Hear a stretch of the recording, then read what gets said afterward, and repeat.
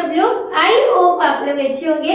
आज के क्लास में हम लोग हमारा न्यू टॉपिक स्टार्ट करें। So my name is Nikita Sharma and today we are going to discussing a very interesting poem of William Shakespeare, that is shall I compare thee to a summer's day. ये बहुत ही अच्छी poem है।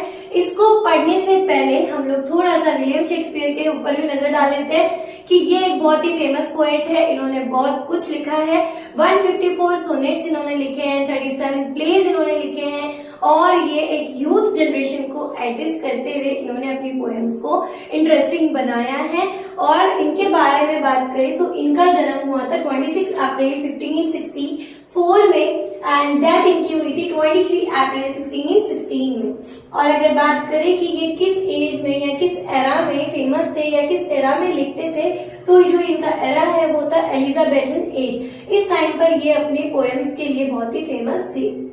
बात करें इनके लिए तो ये ड्रामेटिस्ट थे, ये पोएट एक्टर थे, ये थिएटर एक्टर थे जिन्होंने ड्रामा से लिखा ड्रामा रिलेटेड चीजें लिखी है, ट्रेजेडीज लिखी है, कॉमेडीज लिखी है और specially famous for is sonnet. Sonnet जो है 154 है और इन्हीं के लिए ये ज्यादा फेमस है और इन्होंने उन सोनेट्स को भी डिवाइडेड किया 3 पार्ट्स में, वो भी हम आगे देखते हैं।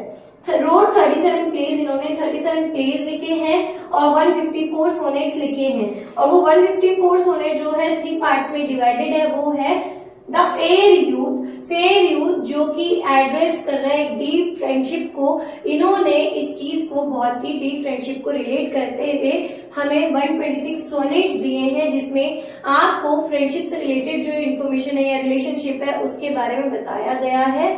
ठीक है, द डार्क लेडी सोनेट जो कि 125 से लेकर के 152 है। अगेन द ग्रीक सोनेट्स जो कि है 153 एंड 154, ये तो 2 ही सोनेट्स है।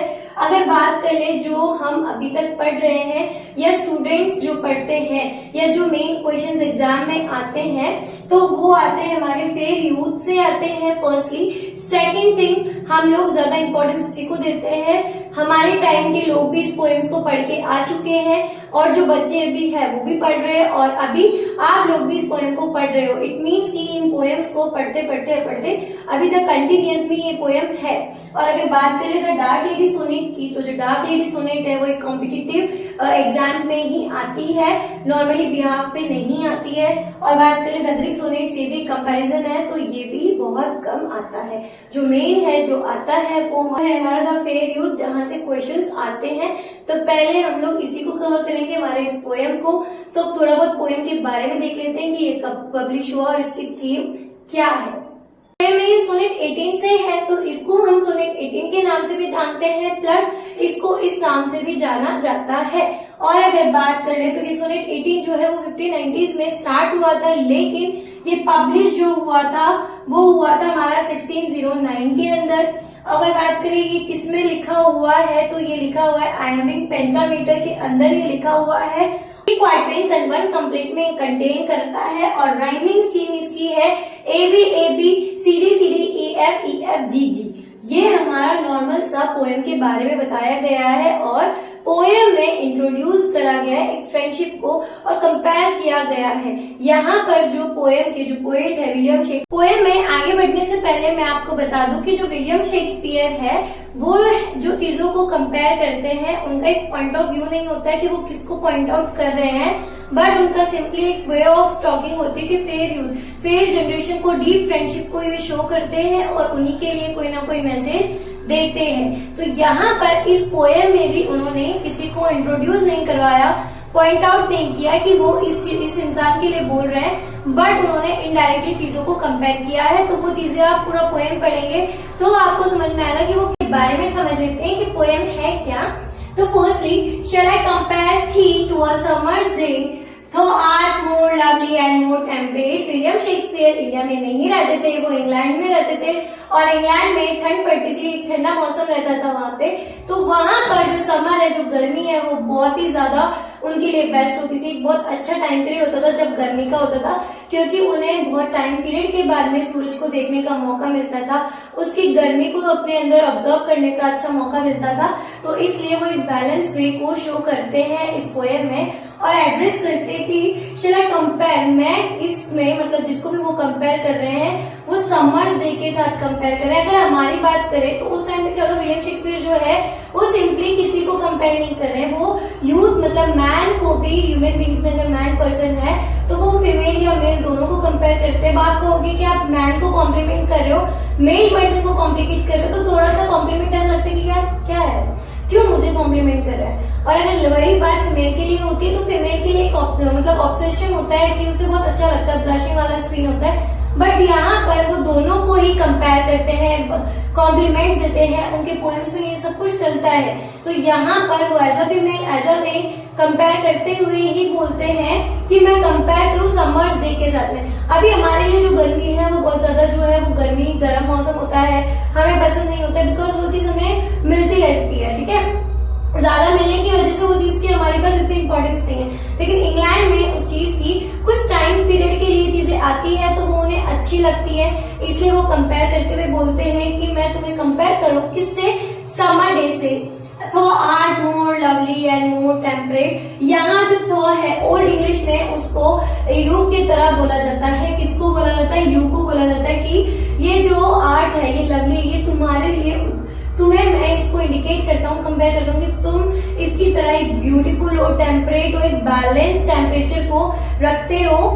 Your rough winds do shake the darling birds of May. यहाँ पर वो थोड़ा सा उस चीज के बारे में भी बोलते हैं कि जो रफ विंड्स है, जो समर में हवा चलती है, जिसे हम बोलते हैं गर्म लू जो चलती है, तो उसके लिए बोलते हैं जो रफ विंड्स होती है, हवा होती है जो इधर से उधर जाती है, तो वो जो होती है। और मई का जो पार्ट होता है, मई जो है मंथ ऑफ मई, ये बहुत ही गर्म वाला होता है। गर्म मतलब बहुत ज्यादा गर्मी होती है उस टाइम पर। और उसी टाइम पे क्या होता है, स्प्रिंग सीजन जाता है और उस टाइम पे जो होता है हमारे जो पौधे होते हैं छोटे छोटे, उनमें छोटे छोटे बर्ड्स हो जाते हैं। बर्ड्स इन द सेंस बाद में फ्लावर बनते हैं या फिर कोई फ्रूट होता है, तो वो जो बर्ड्स है उसके लिए बोला जा रहा है कि वो उनको भी शेक कर देते हैं, उन्हें भी गिरा देती है वो हवा, ठीक है। And summer leaves are all too short a day.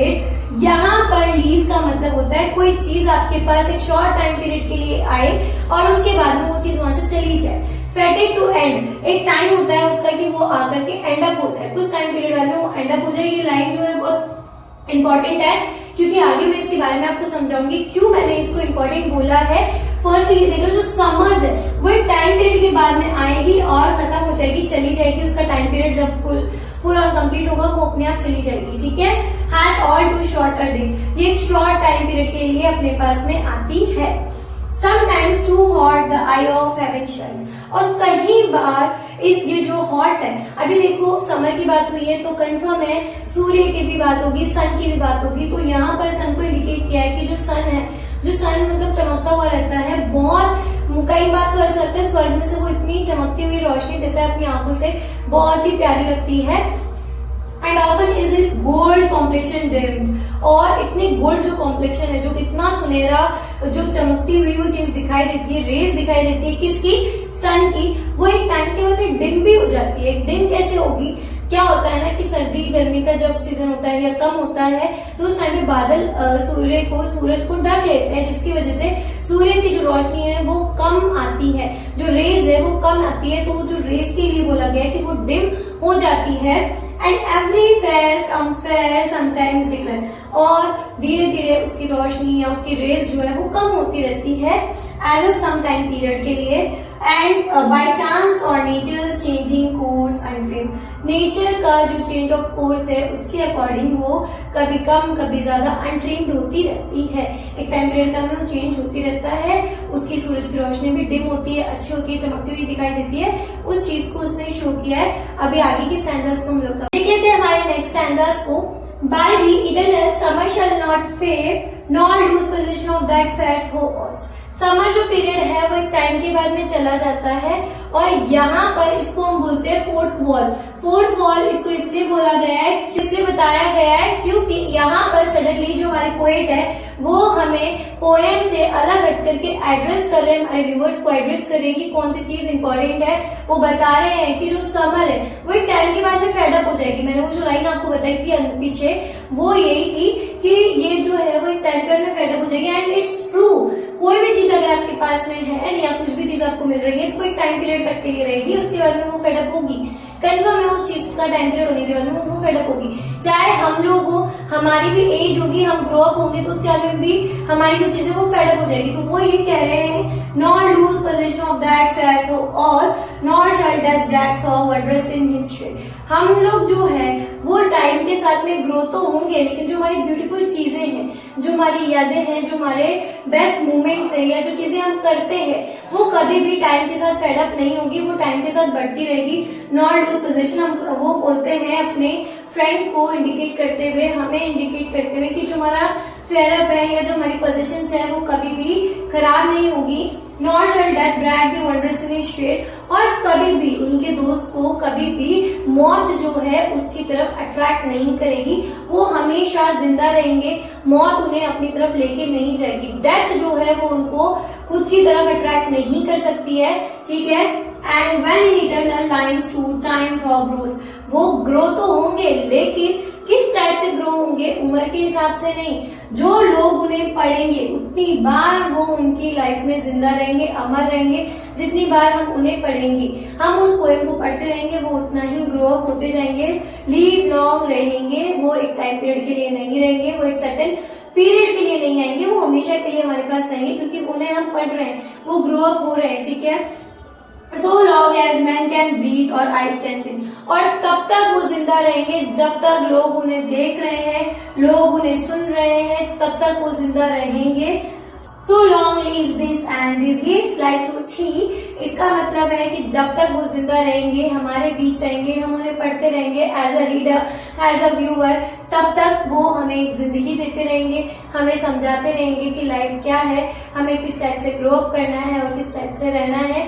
चीजें टाइम के साथ फेडअप होगी, लेकिन हमारी जो खूबसूरती है, जो हम हमारे अंदर रखते हैं, वो कभी खत्म नहीं होती है। और पोएट है वो भी हमारे उनके फ्रेंड के लिए ये चीज बोलते हैं कि जो उनकी खूबसूरती है वो उन्हें इस पोएम में इंडिकेट कर चुके हैं, और जब तक वो लोग इसे पढ़ेंगे, देखेंगे, सुनेंगे या फील करेंगे, तब तक उनके फ्रेंड जो है वो ग्रो होते रहेंगे, वो कभी भी फेडअप नहीं होंगे।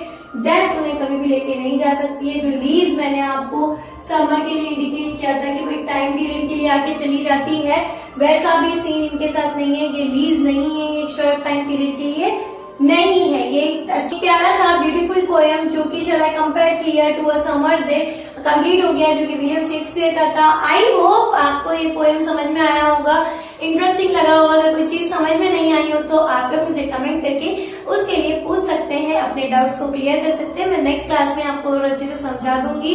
और अगर अच्छा लगा हो तो please subscribe my channel and press the bell icon, ताकि मेरे वीडियोस की लेटेस्ट नोटिफिकेशंस आपको मिलती रहे। Thank you